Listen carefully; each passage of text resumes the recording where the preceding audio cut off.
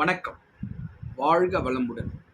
மூவிரு முகங்கள் போற்றி முகம்பொழி கருணை போற்றி ஏவரும் துதிக்க நின்ற ஈராறு தோள் போற்றி காஞ்சி மாவடு வைகும் செவ்வேல் மலரடி போற்றி அண்ணான் சேவலும் மயிலும் போற்றி திருக்கைவேல் போற்றி போற்றி வெற்றிவேல் முருகனுக்கு அரோகரம்.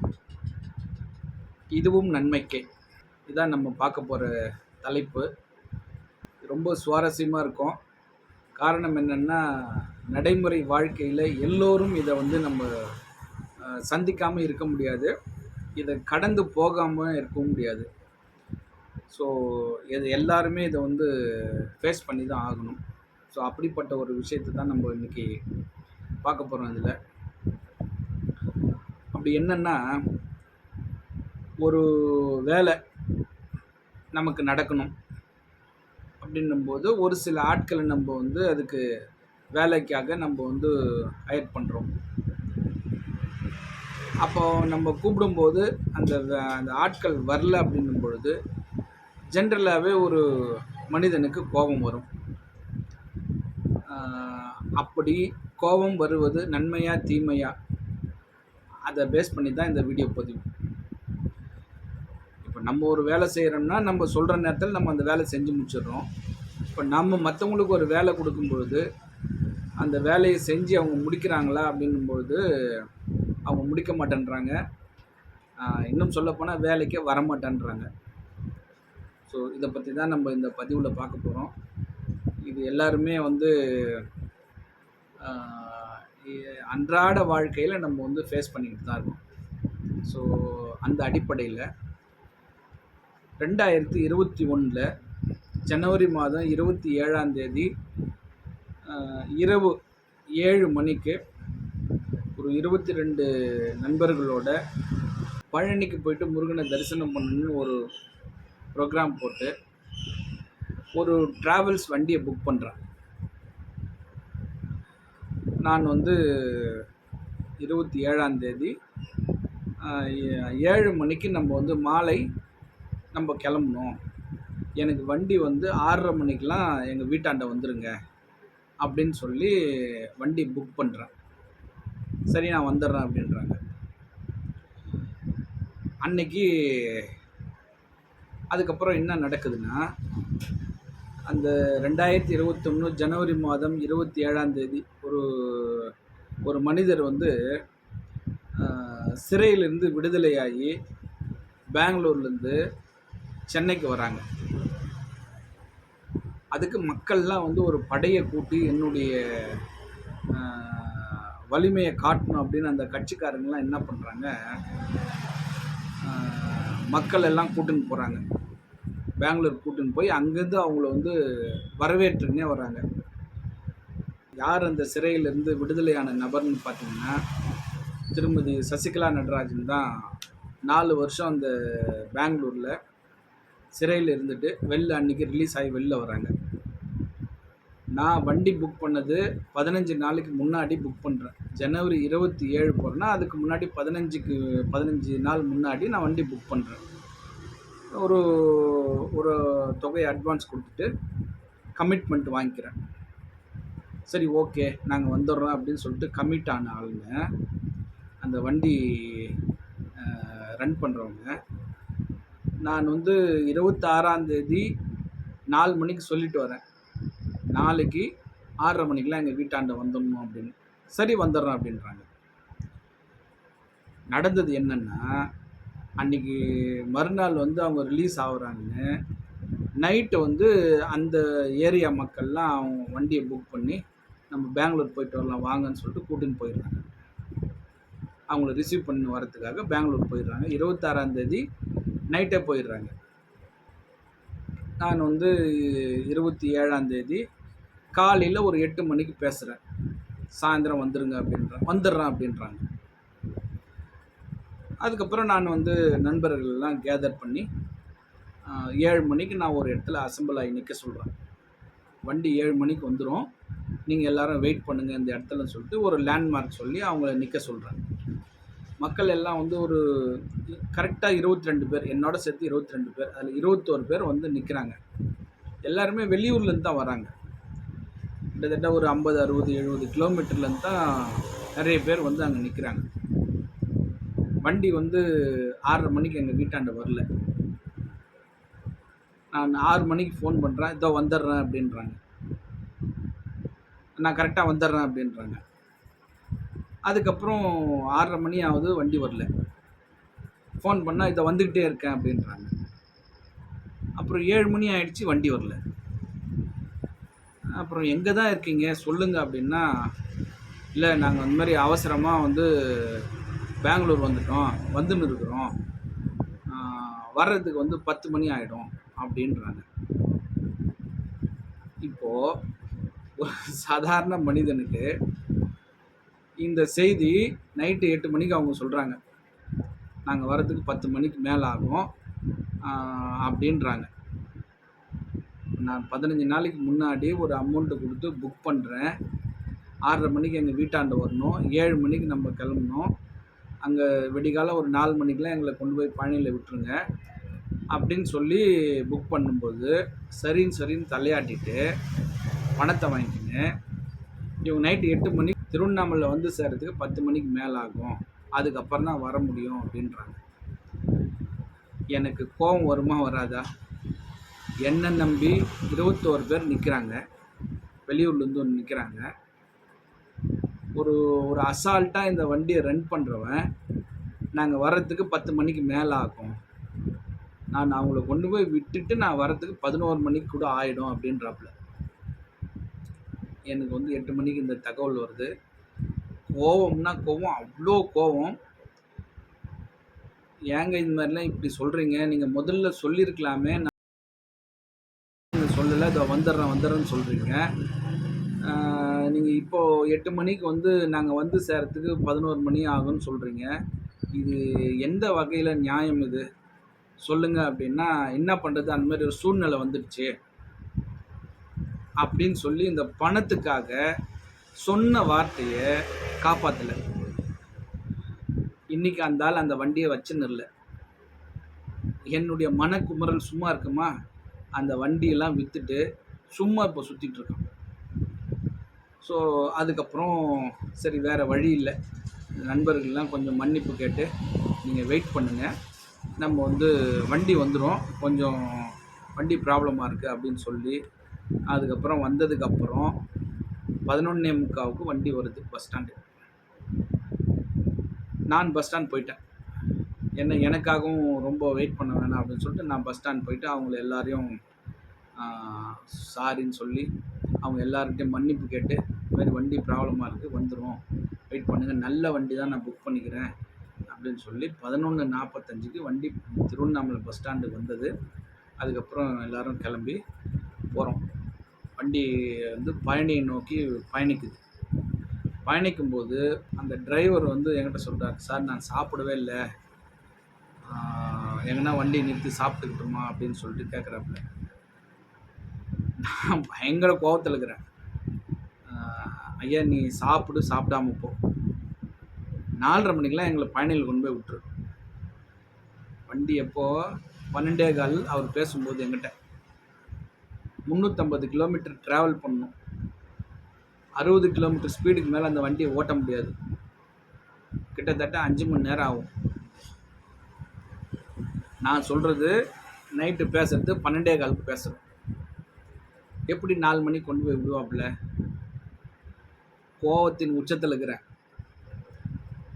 நீங்கள் சாப்பிடுங்க, சாப்பிடாம போங்க, 4 மணிக்கு என்னை பழனியில் கொண்டு போய் விட்டுருங்க, 4:30 மணிக்கு அப்படின்னு சொல்லி அந்த ஓட்டுநர் வந்து அன்றைக்கி நைட்டு சாப்பிடவே இல்லை.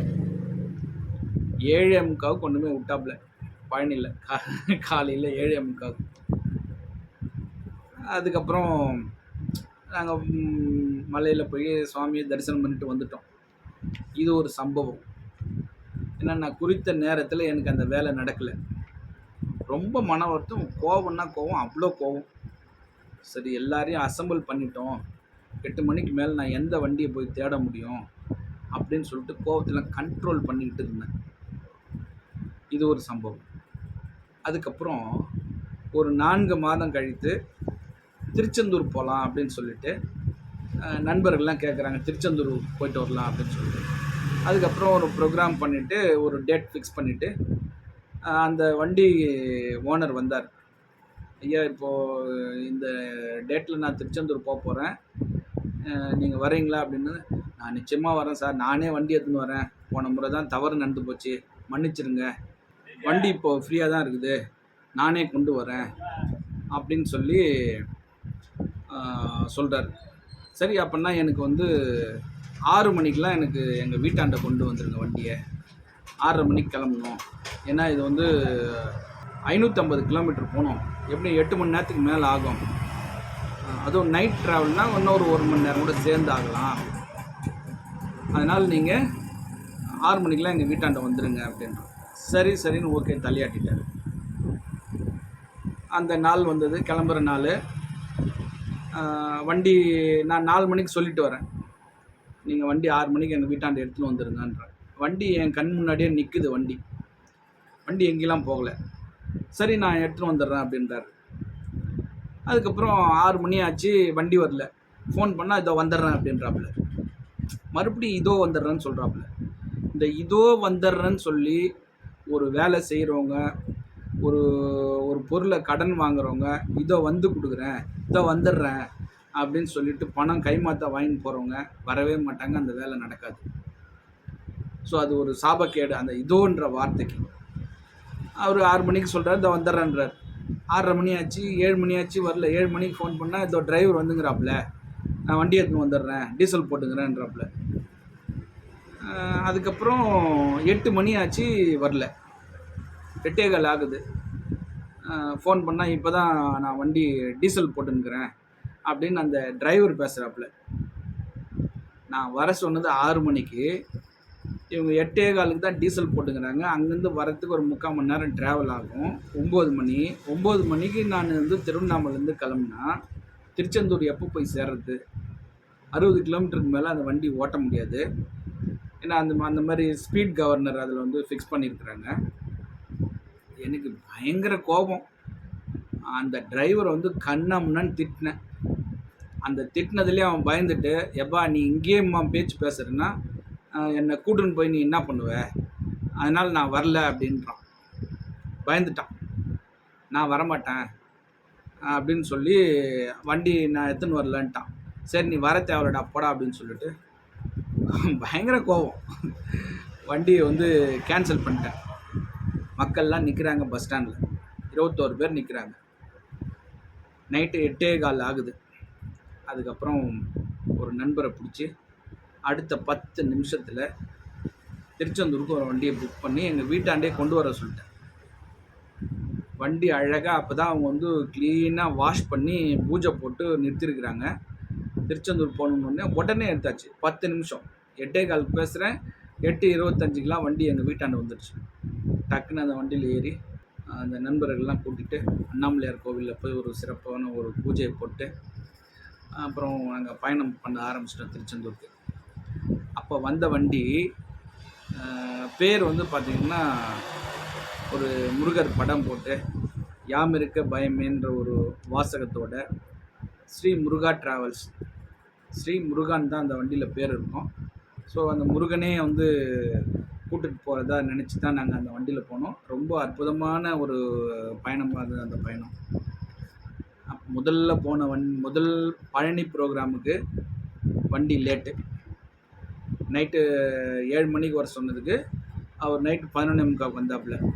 அதே மனிதர் நான் சும்மா தான் இருக்கிறேன், நான் கரெக்டாக எடுத்துன்னு வந்துடுறேன்னு சொல்லி 6 மணிக்கு திருவண்ணாமலை வர வேண்டிய ஆள் 8:15 தான் டீசல் ஃபில் பண்ணுறார். அங்கேருந்து வரதுக்கு ஒரு 3/4 மணி நேரம் ஆகும். வண்டி வரல. கோபத்தின் உச்சம். திட்டின உடனே நான் வரமாட்டேன்னு சொல்லி அந்த டிரைவர் ஓடிட்டான் வண்டியை விட்டுட்டு. அதுக்கப்புறம் வேறு ஒரு வண்டியை நம்ம அரேஞ்ச் பண்ணி போயிட்டு வந்தாச்சு. இது 2வது இன்சிடெண்ட்டு. ஏன்னா இது எல்லாமே தள்ளி போகுது. நம்ம சொல்கிற நேரத்துக்கு அது நடக்கலை. வேலைக்கு வரமாட்டேன்றான். அவன் ஒன்றும் சும்மா வரல. நம்ம பணம் கொடுக்குறோம், கேட்ட காசை கொடுக்குறோம், வண்டிக்கு வந்து என்ன செலவோ அதெல்லாம் நம்ம பண்ணுறோம், டிரைவருக்கு என்ன செலவோ அதெல்லாம் பண்ணுறோம். ஆனால் அப்படி செஞ்சோம் அவனுக்கு அந்த அந்த கமிட்மெண்ட்டில் அவனுக்கு ஈடுபாடு இல்லாமல் போகுது. அதனால் வந்து தள்ளி போகுது எல்லாமே. ஸோ இது 2வது இன்சிடெண்ட்டு. 3வது, எங்கள் வீட்டில் வந்து ஏசி கொஞ்சம் கூலிங் கம்மியாக வந்தது. அந்த ஏசி கொடுத்த நம்பர்கிட்ட சொல்கிறேன், ஐயா அந்த ஏசியை கொஞ்சம் வந்து சர்வீஸ் பண்ணிவிட்டு கேஸ் எதுனா குறைஞ்சிதுன்னா கொஞ்சம் ஃபில் பண்ணி கொடுத்துருங்க அப்படின்றேன். சரி நான் வரேன்னு சொல்கிறார். இது நடந்து 1 மாதம் ஆகுது. இப்போ 1 மாதத்துக்கு முன்னாடிலாம் எவ்வளோ வெயில் இருந்தது, நைட்டில் வந்து எவ்வளோ அனல் இருந்தது வீட்டில். எப்படி படுக்க முடியும்? படுக்கவே முடியல. கூலிங் கம்மியாக வருது, சில சமயம் அனலாக வருது. அப்போது அதுக்கு தான் நான் வந்து சர்வீஸ் பண்ணி கொடுங்க, கேஸ் கம்மியாக இருந்தாலும் ஃபில் பண்ணி கொடுங்கன்னு சொல்கிறேன். ஏசி அவர்கிட்ட தான் வாங்குகிறேன். அவரே வந்து இன்ஸ்டால் பண்ணி கொடுக்குறாரு. 1 வாரம் வரவே இல்லை. ஏதோ கொஞ்சம் கொஞ்சம் வந்த கூலிங்லேயே தூங்கிட்டோம். நான் பரவாயில்ல, என் குழந்தைங்க 2 பேர் இருக்கிறாங்க, அவங்களும் தூங்கணும். தூங்க மாட்டேன்றாங்க. அதுக்கப்புறம் வேறு ஒரு நபரை கூப்பிட்டு சர்வீஸ் பண்ண வச்சேன். அந்த நபர் வந்து பக்காவாக எல்லாத்தையும் கழட்டி வாட்டர் வாஷ் பண்ணி மறுபடியும் ரீஇன்ஸ்டால் பண்ணி கேஸ் செக் பண்ணுறாரு. ஒரு 30% தான் கம்மியாக இருக்குது, ஃபில் பண்ணட்டுமான்னு கேட்குறாப்புல. ஃபில் பண்ணுங்கன்னு சொல்லி ஃபில் பண்ணியாச்சு. அதுக்கப்புறம் க்ளீனாக இப்போது வந்து போட்ட உடனே கூலிங் வருது. ஒரு அரை மணி நேரம் ஓடினாலே போதும், ஒரு நைட் ஃபுல்லாக அந்த கூலிங் எஃபெக்ட் இருக்குது. ஸோ இப்போ 2வது வந்து சர்வீஸ் பண்ணால் அவர் சொன்னார், சண்டே பேசுகிறேன், மண்டே வரேன்னாரு. கரெக்டாக மண்டே வந்துட்டார். ஸோ ஒரு வேலைக்காரனா இப்படி தான் இருக்கணும். அதாவது முதல்ல கூப்பிட்ட ஆள் வந்து இந்த மாதிரி சர்வீஸை வந்து க்ளீனாக பண்ணியிருப்பாரான்னா சந்தேகம்தான். ஏன்னா அவர் அனுப்புகிற ஆளுங்கள்லாம் சும்மா மேலே வந்து சோப்பு தண்ணியை போட்டு மேலே மட்டும் துடைச்சிட்டு அந்த ஃபில்டரை ஒன்று கழட்டி மட்டும் வாஷ் பண்ணி விட்டுட்டு சர்வீஸ் பண்ணியாச்சுன்னு சொல்லிட்டு பணம் வாங்கிட்டு போகிற ஆளுங்க. ஆனால் இப்போ வந்தால் கம்ப்ளீட்டாக அந்த இன்டோர் அவுட்டோர் எல்லாத்தையுமே வாட்டர் வாஷ் பண்ணி க்ளீனாக பண்ணி செக் பண்ணி கேஸ் எவ்வளோ குறைஞ்சிருக்குது, ஃபில் பண்ணட்டுமா என்ன அப்படி கேட்டு அழகாக அந்த 30% குறைஞ்சிருக்குது, ஓடலாம் அப்படின்னு சொல்லி தான் சொன்னார். ரன் பண்ணலாம் தான் சொன்னார். இருந்தாலும் பரவாயில்ல, நீங்கள் ஃபில் பண்ணுங்கன்னு தான் சொல்லிட்டோம். ஸோ அதுக்கப்புறம் நல்லா ஓடிச்சு. அவங்க வராமல் காலம் தாழ்த்தி வேறு ஒரு ஆளை கூப்பிட்டதுனால எனக்கு வந்து ஒரு புது ஏசியோட எஃபெக்ட் இப்போ கிடைச்சிது. ஸோ இது 3வது இன்சிடெண்ட்டு. 4வது இன்சிடெண்ட்டு, எங்கள் வீட்டில் வந்து இந்த பாத்ரூம் டாய்லெட்டில் வெஸ்டர்ன் டாய்லெட்டில் ஃப்ளஷ் அவுட் பண்ணால் தண்ணி வந்து அந்த க்ளோசெட்டில் ஃபோர்ஸாக போகலை தண்ணி. சரி, இது வந்து ரொம்ப நாள் ஆயிடுச்சு, இதில் வந்து இந்த தண்ணியில் இருக்கக்கூடிய சால்ட்டெல்லாம் போய் உள்ளே அடைச்சின்னு இருக்கும், அதனால் இதை மாற்றிடலாம் அப்படின்னு சொல்லி ஒரு ப்ளம்பரை கூப்பிட்றேன். அவர் வந்து என்ன இருந்தாரு, எனக்கு கொஞ்சம் வேலையாகுது அப்படின்றாரு. அப்போ நீங்கள் எப்போ ஃப்ரீயாக இருக்கீங்களோ அப்போ வந்து எனக்கு மாற்றி கொடுங்க அப்படின்றேன். சரின்னு சொல்லிட்டாச்சு. சொல்லிட்டு போயிட்டார். 1 மாதம் ஆச்சு, வரவே இல்லை. அதுக்கப்புறம் வேறு ஒருத்தரை கூப்பிட்டேன். நீங்கள் எப்போ ஃப்ரீயாக இருக்கீங்களோ அப்போ சொல்லுங்கப்பா, நீங்கள் வந்தீங்கன்னா அப்படி பக்கத்துலேயே கடை இருக்குது, நம்ம வாங்கி வச்சுக்கலாம் அப்படின்னு சொல்கிறேன். சரி ஓகேன்றாப்புல. அவரும் வரல. 2 மாதம் ஆச்சு. அதாவது அவங்க கேட்குற காசை கொடுக்குறேன், எனக்கு இந்த மாதிரி டைமும் கொடுக்குறேன், நீங்கள் ஃப்ரீயாக இருக்கும்போது வாங்கன்னு சொல்கிறேன், வரல. அதுக்கப்புறம் இப்போ ஒரு 4 நாளைக்கு முன்னாடி நைட்டு எனக்கு ஒரு 11 மணிக்கு படுத்துட்டு இருக்கும்போது ஒரு யோசனை வந்தது. ஏன் இவங்க இந்த மாதிரி பண்ணுறாங்க? வேலைக்கு கூப்பிட்றோம், டைம் கொடுக்குறோம், வரல, வரமாட்டேன்னு சொல்லலை, நம்ம ஒன்றும் காசு இல்லாமல் ஃப்ரீயெல்லாம் வேலை செய்ய சொல்லலையே அப்படின்னு சொல்லி திங்க் பண்ணிவிட்டு, சரி இதில் என்ன ஒரு பெரிய இஷ்யூவாக இருக்கும்? உள்ளார ஒரு 3 ஓட்டை இருக்கும், அந்த ஓட்டையில் ஒரு சால்ட்டு கட்டின்னு இருக்கும், அந்த ஃப்ளஷ் டேங்கை கட்டி வெளியே வச்சுட்டு அந்த லிங்க் பைப்பு வெளியே எடுத்துகிட்டு பின்னாடி பார்த்தா தெரிய போகுது, இது ஒரு பெரிய வேலையா, நம்ம செய்யாத வேலையா என்ன அப்படின்னு சொல்லிட்டு, சரி காலையில் இதை செய்வோம் அப்படின்னு முந்தா நாள் காலையில் எழுந்திரிச்சு அந்த ஃப்ளஷ் டேங்கை கட்டி தூரம் வச்சுட்டு அந்த லிங்க் பைப்பை எடுத்துகிட்டு பார்த்தா உள்ளே வந்து நிறைய சால்ட்டு போய் அடைச்சிக்கிட்டு இருக்கு. தண்ணியில் இருந்த சால்ட்டெல்லாம், உப்பு, அது எல்லாத்தையும் ஒரு கம்பி வச்சு குத்தி எடுத்து க்ளீன் பண்ணிவிட்டு இந்த ஃப்ளஷ் டேங்க்கையும் க்ளீன் பண்ணி போட்டு ஃப்ளஷ் பண்ணால் புது அந்த க்ளோசெட் மாதிரி ஃப்ரெஷ்ஷாக போகுது, தண்ணி ஃப்ரீயாக போகுது, க்ளீன் பண்ணியாச்சு. ஸோ இது எனக்கு வந்து ஒரு அதிகபட்சம் எனக்கு ஒரு அரை மணி நேரம் ஆச்சு. இப்போ நான் அந்த வேலைக்கு ஆளை கூப்பிட்டு வந்தேன்னா, அவன் வந்து ஒரு 15, 20,000த்துல ஒரு க்ளோசெட் வாங்கியிருப்போம். இந்த வெஸ்டர்ன் டாய்லெட்டு. அவனுக்கு ஒரு ரூ. 3000 ரூ. 4000 அந்த க ஃபிக்ஸ் பண்ணுறதுக்கான காசு. இப்போ அவனுங்க 2 மாதம் வராததுனால 2 பேரும் வராததுனால, அது எனக்கு ஒரு 1/2 மணி நேரம் வேலை. எனக்கு ஒரு ரூ. 25,000 மீதியாச்சு. அப்போது நாம் ஒரு வேலை சொல்லி நமக்கு ஆட்கள் வந்து உடனே செஞ்சிட்டாங்கன்னா அது நல்ல வேலையாக தான் இருக்கும். அதனால் நமக்கு ஒன்றும் பிரயோஜனம் இல்லை அப்படின்ற ஒரு வேலையாக தான் இருக்கும். உடனே ஆட்கள் வந்துட்டா ஒரு ஆட்கள் வந்து தள்ளி போகுது, அவங்க வரல அப்படின்னும் பொழுது அது நமக்கு நன்மையாக தான் முடியுது அவங்க வராததுனால. அதை நான் வந்து நல்லா புரிஞ்சுக்கிட்டேன் இதில். இப்போ இந்த ஆட்கள் வரல உங்களுக்கு பெனிஃபிட் ஆயிடுச்சுன்னு சொல்லலாம். இப்போ ஏற்கனவே வந்து ஏசிக்கு வந்து கூப்பிட்ட ஆள் வரல அப்படின்னும்பொழுது, இப்போ புதுசாக வந்த ஆள் வந்து எனக்கு க்ளீனாக சர்வீஸ் பண்ணி கொடுத்துட்டாப்புல. அந்த ஏசி வந்து கேஸ் எவ்வளோ ஒரு 30% எவ்வளோ ஃபில் பண்ணாரோ அதுக்கு மட்டும்தான் பைசா வாங்கினாப்புல. ஆனால் நான் முதல்ல கூப்பிட்ட ஆள் வந்திருந்தா கேஸ் எல்லாமே முடிஞ்சு போச்சு, இதுக்கு வந்து 1 கிலோ கேஸ் ஃபில் பண்ணணும் அப்படின்னு சொல்லிட்டு 1 கிலோவுக்கான காசு வாங்கியிருப்பாப்புல. ஸோ அதுலேயும் நான் வந்து எனக்கு பெனிஃபிட் தான் அதில். 2வது வந்த ஆளால் தள்ளி போனதுனால. அப்போ முதல்ல கோவில் போனதெல்லாம் பார்த்தீங்கன்னா, அந்த குறித்த நேரத்தில் 2 முறையும் அந்த வண்டி சரியான நேரத்தில் நான் கூப்பிட்ட நேரத்தில் வந்திருந்தா, ஏதோ ஒரு ஆக்சிடெண்ட் ஆக போகுது, ஏதோ ஒரு பிரச்சனை நடக்க போகுது. அதனால் வந்து இந்த பிரபஞ்சம் வந்து நமக்கு தவிர்த்திருக்குது. அந்த வண்டியை லேட் பண்ணி நீங்கள் இப்போ தான் போகணும், இப்போ போனால் தான் உங்களுக்கு பிரச்சனை இல்லாத இருக்கும் அப்படின்றதுனால அந்த வண்டியின் மூலயமா எங்கள் அந்த நேரத்தை வந்து கடத்தி நாங்கள் இருந்த இடத்துல இருக்க வச்சு இந்த பிரபஞ்சம் வந்து எங்களை காப்பாற்றிருக்குன்னு தான் நான் இப்போ நினைக்கிறேன். இதெல்லாம் நடந்ததுக்கப்புறம் யோசனை பண்ணி பார்க்கும்போது, ஏதோ ஒரு வகையில் இந்த பிரபஞ்சம் நம்மளை காப்பாற்றிருக்குது, முருகர் காப்பாற்றிருக்காரு. 2 முறையும் வந்து அதே வண்டியை லேட் பண்ணி 3வது நமக்கு இந்த கேஸால் நமக்கு வந்து பணம் சேவ் ஆகிருக்குது. ஏசியோட கேஸால் அந்த முதல்ல ஆளை கூப்பிட்டுருந்தா அவன் வந்து ஃபுல்லாக தான் கேஸ் ஃபில் பண்ணியிருப்பேன் அப்படின்னு சொல்லியிருப்பான். இப்போ அதனால் எனக்கு வந்து பணம் சேவ் ஆச்சு. இப்போ 2வது அந்த பாத்ரூம் டாய்லெட் ரிப்பேருக்கு ஆள் வராததுனால எனக்கு ஒரு ரூ. 25,000 எனக்கு வந்து மீதி இப்போ. ஸோ எனக்கு ஒரு சேவிங் இப்போ.